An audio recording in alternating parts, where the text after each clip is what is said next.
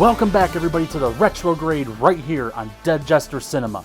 What is the Retrograde? Well, I'm going to go through an old movie, and then when it's all done, I'm going to break that film down into 4 categories: plot, characters, direction, and music.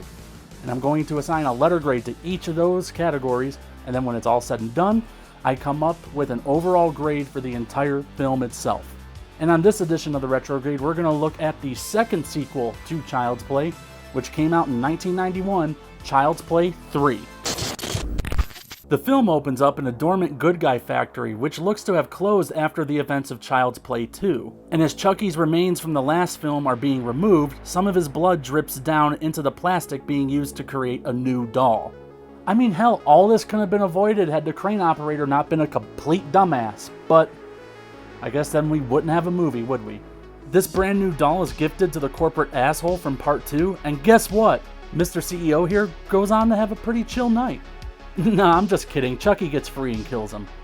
Yep, didn't see that one coming. And since we know the good guy company likes to play Big Brother, Chucky discovers that Andy Barclay, now 16 years old and a completely different actor, has been shipped off to military school with the goddamn Finkelstein shit kid. Son of a bitch! Yes. Oh, yeah. We're seeing some skin. I'm feeling kind of uncomfortable here. As Barber Larry Nasser here is having an orgasm over cutting hair, we are introduced to Tyler, who goes all slow-mo-y in love over the commercial of the new good guy doll, as Andy starts having a bit of Chucky PTSD. After getting his did, Andy falls in with the rest of the army brats and gets his stereotypical ass chewing from his new CO, Lieutenant Colonel Shelton. And as he's going all private pile on Barclay's roommate Whitehurst, our female lead De Silva speaks out, calling Shelton the asshole he is. So Shelton forces her to show off how tough she is by doing push-ups, and Andy's all "I'm in love." Later on, Tyler is asked to deliver a package to Andy, and when he finds out that it's a good guy doll like the one from the commercial he was fawning over, Tyler steals that shit for himself, but he gets inadvertently surprised by Chucky. And serves you right, Tyler. Don't you know that tampering with mail is a federal offense? Hey, I'm saying that. Chucky realizes that since he is a brand new doll, he doesn't need Andy anymore, because now he has Tyler, a brand new meat suit to fit into. But before Chucky can download his soul into Tyler, the two are awkwardly walked in on by the school's colonel, who then takes Chucky away and tells Tyler to stop playing with dolls. I'll be back. While Andy is out doing drills with the rest of his fellow cadets, he sees the colonel taking Chucky away, and the two lock eyes for the first time in years. But Andy forgot where he was, and he is suitably chastened by Shelton and his second in command. This is my rifle. This is my gun. This is for shooting, and this is for fun. Oh, for f***'s sake. Yeah, that makes 2 of us, Whitehurst. Boy, they aren't being too subtle with the Full Metal Jacket homages, are they? The colonel disposes of Chucky by tossing his ass in the trash, and when the garbage man shows up, Chucky screams for help, and garbage man, thinking there is a real person back there in his truck, jumps in to help, not realizing that Chucky has pulled the old rope-a-dup and... wait, hold up. What the hell kind of Mad Max garbage truck is this? I mean, not only is it laughably implausible, but isn't it overkill? I mean, I guess getting crushed in the back of a garbage truck is not gruesome enough, but no, we gotta add this big, spinny spike drum of death to make it more real. But anyway, the garbage man dies, so let's just move on. Later on that night, Chucky surprises Andy and lets him know he's off the hook for the whole soul exchange, because now his sights are set on Tyler. The two begin to fight, but it's immediately broken up by Shelton, who makes fun of Barclay for playing with dolls and confiscates the good guy. But when Andy tries to steal Chucky back, he awakes Shelton, who notices the doll is missing, and thinking Barclay is the most likely suspect, he punishes the entire cadet class for Andy's transgressions. I will PT you all until you fucking die! Meanwhile, Tyler and Chucky are playing a pretty intense game of hide and seek when... okay, hold up again. Tyler, come on, man. I mean, I know you see the doll walking around with a knife, and I know you are a naive little kid, but holy shit, not even Andy was this stupid in the original. Anyway, Tyler and Chucky's awkward playtime is interrupted by De Silva and her friend, and the two decide to treat the Chuckster to a makeup lesson. And obviously pissed off because he's always been more of a lip gloss guy, Chucky jumps out on the unsuspecting colonel and scares him to death. I mean, no, literally, dude has a heart attack and falls over dead. Aw, you gotta be fucking kidding me.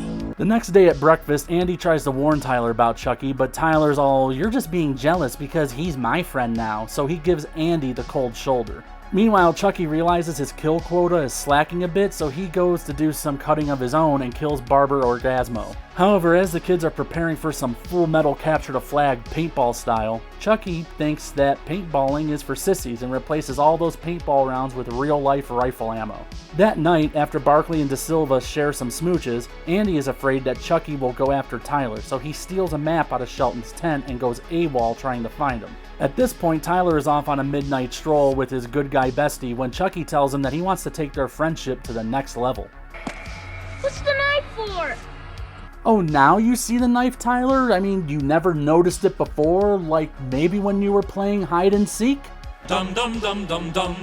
Tyler, not ready for this level of commitment, stabs Chucky and makes a break for it, and eventually runs head-on into Andy and the rest of the blue team. Shelton isn't believing a single word from Tyler or Andy until he gets buzzed from the radio by Chucky demanding that they hand over Tyler, or he'll kill Da Silva, who he just captured. Shelton agrees to meet up, and during the prisoner swap, the red team, who has been alerted by Chucky, shows up guns a-blazing, with one of the rounds striking Shelton and killing him. And during all the chaos, Tyler escapes once again. And when Chucky realizes this, he decides that playtime is over and tosses a grenade into the fray. But before it goes off, Whitehurst dives on it, sacrificing himself to save Andy and the others. And poor Whitehurst, you know, I always felt bad for his character, but in this particular instance, I think there was enough time for him to run over and maybe kick or toss the grenade away and he didn't have to jump on it. But seeing as how he was a coward throughout the whole movie, I guess it makes sense for his arc that he does something heroic.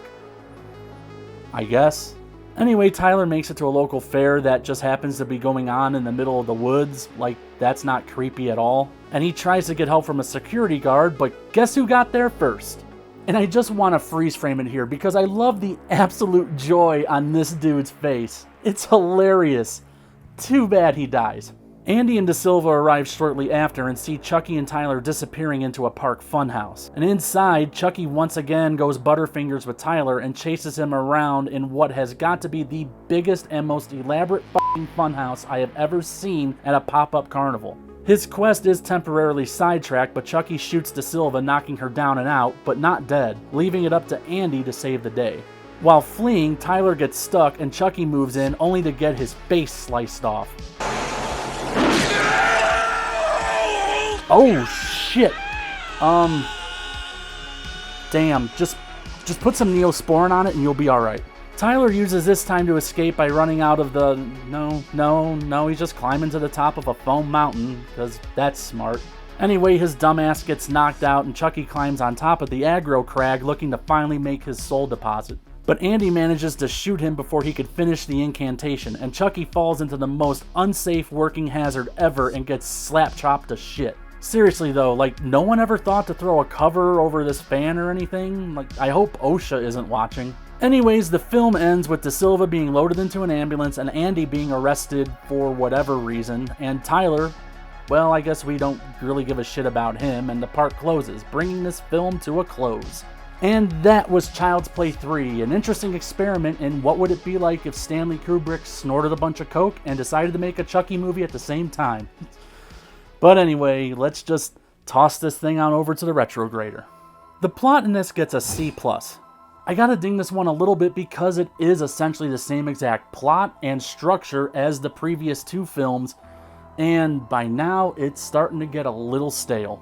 And that's not me saying that this film was bad or that I didn't enjoy it, it's just there's only so much you can do before it starts feeling repetitive. And that I feel is due in large part to this film being hot-shotted so quickly after Child's Play 2. And there just wasn't enough time to craft a really good story, so it more or less just feels like a copy and paste job. Plus, I gotta be honest, it does come off feeling like Don Mancini just watched Full Metal Jacket one day and was like, you know what, let's just take that first half, make it the entire movie, and just add Chucky into it. Now, whether he was simply paying homage or it was just directly ripping it off, I mean, that's up to your personal opinion. For me, I think it's a little bit of column A and a little bit of column B.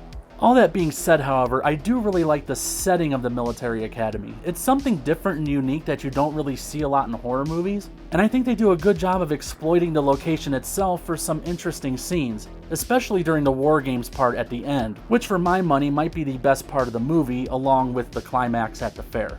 I'm giving the characters a C+ as well.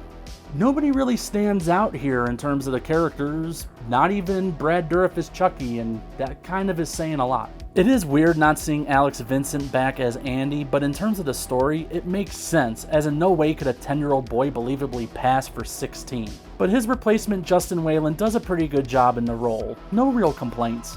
And it goes without saying that once again Brad Dourif is phenomenal as Chucky. However, I do feel from a character standpoint and also a doll mechanic standpoint, this Chucky is a bit of a step down or two from the Chucky from Child's Play 2.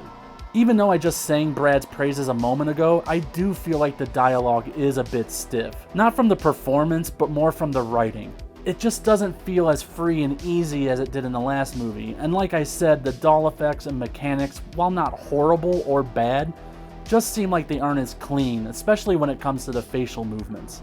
There's no real way I can sugarcoat this, but I'm gonna try. Tyler is annoying, and I don't feel like it's the fault of the actor who's playing him, it's just the way he is written. He just comes off as being a little too naive, even for a child. Because even as young as Andy was in the original, he still put 2 and 2 together eventually that there was something bad about Chucky. But Tyler, who appears to be a little older than Andy was in that first movie, just kind of nonchalantly goes along with whatever Chucky says like an idiot. Now I could be being a little too harsh on the character, but if I'm playing hide and seek with a doll, not that I ever have, or anything like that, but if I'm playing hide and seek with a doll and I'm seeing that doll come after me with a frickin' knife, yeah, you see where I'm going with this? Tyler, sorry, you're just an idiot. The rest of the army brats are fine. Whitehurst is a lovable loser, Shelton is a stereotypical hard ass, De Silva is okay. I don't find her as compelling as Kyle from the last movie, and she's presented as that, you know, not your average chick tough girl. But that really seems to be her one defining trait, and there just isn't that much meat on this character's bones. At least not enough for me to care. And I don't believe that's really the fault of the actress here. I once again blame the rush job that was done on the script. The direction gets a straight up C. But that's a very high C and almost a C+. I just feel like the direction is a notch or two below the direction in Child's Play 2. Gone are the playful little pops of color that I loved from the last film, replaced now with a very drab and muted color palette, which is tying into the setting of the military academy itself, so I can appreciate that. But overall, the shot selection and creativity in this one just feels very average. I think it gets a little better at the end during the finale and on the carnival ride, but other than that, there's really nothing else. But like I've said before about this series, this isn't art house horror here, so you're gonna kind of get what you get. I just would have liked to have seen a lot more crossover of that style from Child's Play 2. The musical score in this movie gets a B. Now I may get some hate for this, so be gentle. I think I actually enjoy the music better in this one more than the last one. I think the score to this really is actually solid all the way through. It does lack the creepy whimsy from the other entries, but considering the story here, it works well. I mean, Andy is a little more grown up, so naturally it would lose that childlike toy sound. But at times, it gives me a strong Terminator vibe, as the sound itself does seem to lean more action-heavy than horror. But again, because of the military setting for this movie, it meshes well, and I couldn't picture the scores from either of the previous 2 films working over this one. With those 4 grades added together, that brings the total score up to a 78.25%, and I'm not going to round up and I'm not going to round down on this one, which means Child's Play 3 from 1991 gets an overall grade of a C+. Child's Play 3 was always one of my favorite entries growing up, but revisiting it again all these years later, its deficiencies are more noticeable. This was obviously rushed out to piggyback off the success of Child's Play 2, and it shows, as the plot and pacing this time around just feels tired and worn out, and it just doesn't hit the mark consistently the way the first 2 did. It's still not a bad flick, and per usual, Brad Dourif is worth the price of admission every time. And there is still enough fun to keep you entertained, but just not enough to mask all of the shortcomings. And anyway, kids, that was Child's Play 3. If you have seen it, please post your comments below and let me know what you thought of the movie, and let me know what you thought of this breakdown and review. Do you think I was fair? Do you think I should have graded it higher? Do you think I should have graded it lower? You know, this entry, I see a lot of people liking it a lot more now than when I used to. It's an entry I've always loved since I was a kid, even though now, like I said, I kind of see the shortcomings in it, but it's still a lot of fun. So please post your comments below, let me know what you think. And as always, like, comment, and subscribe. Adios, and GTFO!